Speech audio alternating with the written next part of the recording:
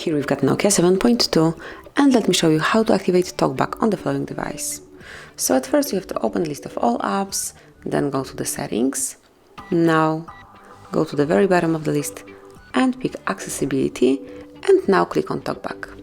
So if you would like to activate Talkback, which is a feature which will provide you with spoken feedback so you can use your device without looking at the screen, just tap on this switcher.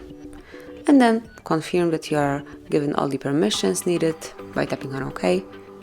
And here you've got a small tutorial. Talkback is a screen reader primarily for people with blindness and low vision.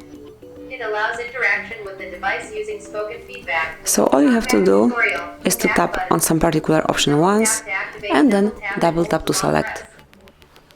So let me show you. You'll be provided with the information and then tap to activate, double tap and hold to long press.